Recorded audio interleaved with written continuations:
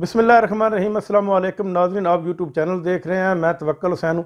पाकिस्तान की जो मुआशी सूरत हाल है वो बहुत ज़्यादा गंभीर शक्ल इख्तियार कर चुकी है और पाकिस्तान आप टेक्निकल तरीक़ों के से समझ लीजिए तो तकरीबन वो डिफ़ाल्ट कर चुका है।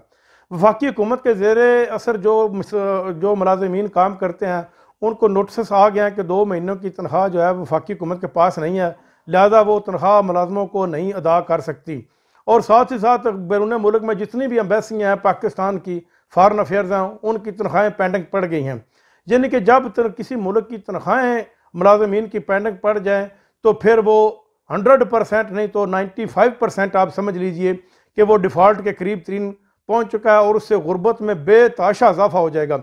अगर 2 महीनों की तनख्वाहें किसी मुलाजमीन को नहीं मिलती, मुलाजम का तो सिर्फ़ और सिर्फ गुजारा अपनी तनख्वाह के ऊपर होता है, तो फिर वह क्या करेगा?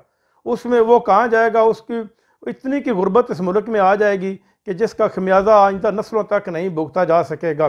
पेट्रोलियम मसनूआत देख लीजिए, उसमें बेपनाह इजाफा हो चुका है और साथ ही साथ गैस की लोड शेडिंग, गैस मिल नहीं रही। स्कूल में बच्चे जो हैं वो बगैर नाश्ते के जा रहे हैं और 3 दिन के लिए हुकूमत कह रही है कि हम स्कूल भी बंद रखेंगे। यानी कि ये क्या इस मुल्क के साथ खिलवाड़ हो रहा है? चलता फिरता मुल्क इंतहाई तरक्की की राह के ऊपर गामजान मुल्क।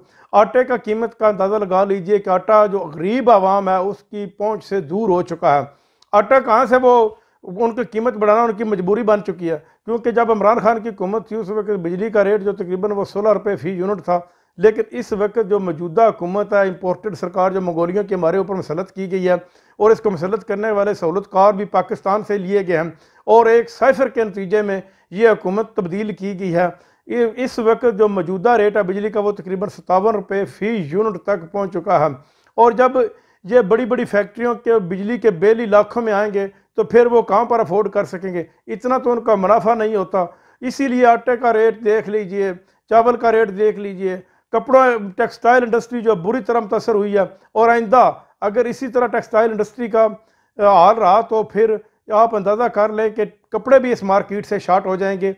जब इमरान खान का दौर था तो उस वक्त तकरीबन 18.5 लाख नए वर्कर भर्ती किए गए थे, नए मुलाजम भर्ती किए गए थे। लेकिन इस जो मंगोलिया की हुकूमत हमारे ऊपर मसलत की गई है, इस हुकूमत के आते ही तकरीबन 20 लाख लोग जो है वो बेरोज़गार हुए हैं और 7.5 लाख के करीब ब्रेन ट्रेन लोग जो है वो बैरून मुल्क जाने पर मजबूर हो गए हैं, क्योंकि पाकिस्तान में रहकर उनके अखराजात बर्दाश्त नहीं हो सकते।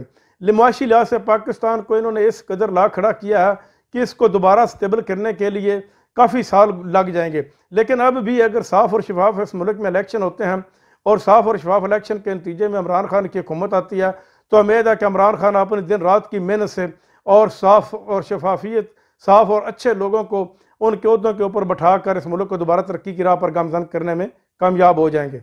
अब तक के लिए इतना ही। अपना ख्याल रखिएगा। अल्लाह निगहबान।